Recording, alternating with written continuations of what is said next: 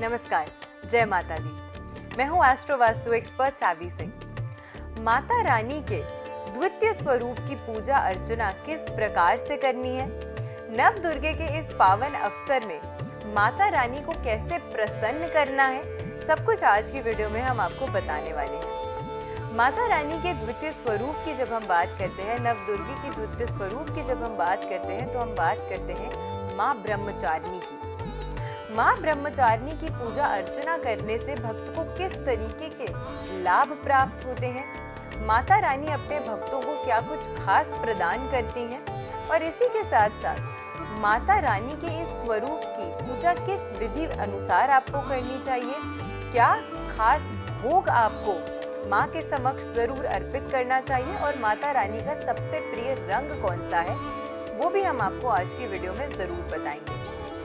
इसी के साथ माता रानी के इस स्वरूप की जब हम बात करते हैं, इस रूप की जब हम बात करते हैं, तो वो कैसी दिखती हैं, उनकी छवि किस प्रकार की है, ताकि आप एज एन इंडिविजुअल, आप एज अ भक्त इस छवि को समझ भी सकें और इसे अपने दिल में, अपने हृदय में उतार भी सकें, ताकि माता रानी के स्वरूप की पूजा अर्चना करते समय माँ ब्रह्मचारिणी का स्मरण करते हुए अगर आप माँ दुर्गा को कोई भी खास भोग अर्पित करते हैं, तो आपको उसका दुगना लाभ जो है वो प्राप्त होता है। अब माँ ब्रह्मचारिणी की अगर हम बात करते हैं, तो माना जाता है कि माँ ब्रह्मचारिणी का ये जो रूप है, ये जो स्वरूप है, वो अपने भक्तों को तपस्या का भाग देती है। इसी के साथ साथ वो अपने भक्तों को वैराग्य प्रदान करती है, लेकिन साथ में आपको वो आपकी लाइफ में फोकस भी बनाती है। अगर किसी व्यक्ति के अंदर आत्मविश्वास की कमी है, सेल्फ कॉन्फिडेंस की कमी है,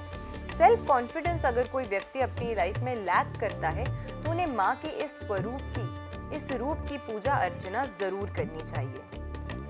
इनकी पूजा अर्चना करने से, माँ के स्वरूप की पूजा अर्चना करने से व्यक्ति के अंदर एकाग्रता आती है, उनके थॉट्स के अंदर एकाग्रता आती है, और अपनी लाइफ में जो भी निर्णय वो लेते हैं उसको एक एंड रिजल्ट तक पहुंचाने में ऐसे व्यक्ति बहुत ही ज्यादा सक्षम होते हैं। माँ ब्रह्मचारिणी का ये जो रूप है, उनकी पूजा अर्चना करने से भक्त के जीवन में दृढ़ निश्चय का जो संकल्प है वो आता है, वो पूर्ण होता है, और इसी कारण से माँ ब्रह्मचारिणी की पूजा अर्चना हर भक्त को नव दुर्गे के इस पावन अवसर के दौरान जरूर करनी चाहिए। देवी ब्रह्मचारिणी की पूजा करने से हर भक्त को कहीं ना कहीं उनके विश्वास में, उनके कॉन्फिडेंस में बढ़ोतरी होती है। माँ ब्रह्मचारिणी का ये जो स्वरूप है, ये जो रूप है, बहुत ही अलौकिक है। भक्तों के अंदर त्याग, सदाचार और इसी के साथ तप की भावना जो है वो उत्पन्न होती है अगर वो माता के इस स्वरूप की पूजा अर्चना करते हैं। माँ के दाहिने हाथ की अगर ओर हम देखते हैं, तो उसमें उन्होंने एक जप माला जो है वो धारण की हुई है, और वहीं उनके बाएं हाथ में एक कमंडल है। माता रानी सीधी खड़ी रहती हैं और हमेशा तप और जप में लीन रहती हैं। माँ का ये जो स्वरूप है वो सदा तप और जप में लीन रहता है।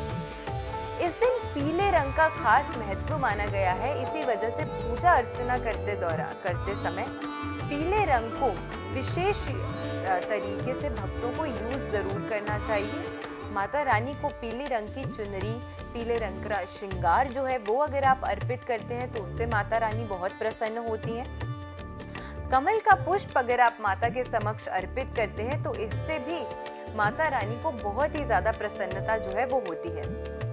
कमल के पुष्प अर्पित करने से माना गया है कि घर के अंदर बहुत ही ज्यादा खुशियां, बहुत ही ज्यादा सुख समृद्धि जो है वो बढ़ती है। तो इसी वजह से अगर आपको ऐसा लगता है कि आपकी फैमिली में एकाग्रता नहीं है, तो माता रानी, माँ ब्रह्मचारिणी के समक्ष अगर आप एक कमल का पुष्प अर्पित करते हैं, और आपकी जो भी मनोकामना है कि फैमिली में एकाग्रता आए, फैमिली एक साथ रहे, फैमिली के बीच में, परिवार के सदस्यों के बीच में खुशियाँ और प्रेम का जो माहौल है वो बना रहे, तो इस प्रकार से अगर आप माँ ब्रह्मचारिणी की पूजा करते हैं, तो बहुत ज्यादा लाभ जो है वो आपको प्राप्त होता है। इसी के साथ माँ को कमल का फूल अर्पित करने से आपकी लाइफ में धन के जो योग हैं वो भी खुलते हैं। तो इस तरीके से अगर आप माँ के इस स्वरूप की पूजा करते हैं, माता रानी के नवदुर्गे के द्वितीय स्वरूप माँ ब्रह्मचारिणी की पूजा अर्चना करते हैं, तो आपकी जिंदगी में, आपकी जीवन में आपको ढेर सारा लाभ जो है वो प्राप्त होता है। नवदुर्गे का दूसरा स्वरूप जो है वो मंगल ग्रह का नियंत्रण करता है, और इसी कारण से अगर किसी भी व्यक्ति के जीवन में मंगल दोष से जुड़ी हुई समस्याएं हैं, तो ऐसे व्यक्ति को माँ ब्रह्मचारिणी के इस रूप की पूजा अर्चना द्वितीय तिथि के दिन नवरात्रि के जरूर करनी चाहिए। इससे बहुत अधिक लाभ जो है इस व्यक्ति को प्राप्त होगा अपनी जिंदगी में। रंग की अगर हम बात करते हैं कि माता रानी को कौन सा रंग सबसे प्रिय है, तो माता रानी की पूजा में पीला रंग अवश्य आपको उपयोग करना चाहिए, और इसी के साथ माता रानी को लाल रंग जो है वो भी बहुत प्रिय है। लाल रंग, नारंगी रंग, रेड और ऑरेंज कलर्स को भी अगर आप इस पूजा में यूज करते हैं तो उससे भी माता रानी बहुत प्रसन्न होती है।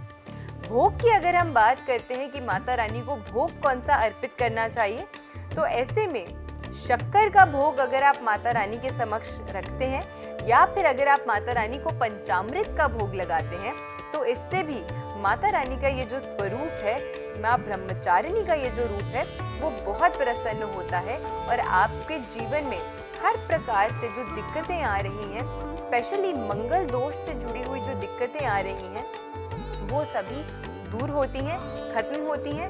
आपके खुद के सेल्फ कॉन्फिडेंस में वृद्धि होती है, और परिवार के सदस्यों के बीच में एकाग्रता आती है। एक दूसरे के प्रति प्रेम की जो भावना है परिवार के सदस्यों के बीच में वो बढ़ती है। तो इस प्रकार से आपको माता रानी के इस स्वरूप की, माता रानी के इस रूप की पूजा अर्चना जो है वो जरूर करनी चाहिए। अब आखिरी चीज कि बीज मंत्र कौन सा है जिसका जाप आपको करना चाहिए, ताकि माँ ब्रह्मचारिणी को आप और भी ज्यादा अच्छे से प्रसन्न कर सकें, उनके और ज्यादा नजदीक जो है वो आप पहुंच सकें। माँ ब्रह्मचारिणी का बीज मंत्र है ओम ऐं ह्रीं क्लीं ब्रह्मचारिण्यै नमः। इस मंत्र का अगर आप जाप करते हैं तो उससे बहुत ही ज़्यादा लाभ आपको प्राप्त होता है। लेकिन मैं अक्सर लोगों को कहती हूँ कि अगर आपको लगता है एज एन इंडिविजुअल कि आपसे त्रुटि हो सकती है, आपसे गलती हो सकती है उच्चारण करते समय किसी भी मंत्र को, तो फिर आपको सिर्फ उस मंत्र का स्मरण कर लेना चाहिए। मुख से बोलकर फिर आपको ये जो मंत्र है उसका जाप नहीं करना चाहिए, क्योंकि गलत उच्चारण करने से भी कई सारी दिक्कतें जो है वो कहीं ना कहीं आपकी लाइफ में आती हैं।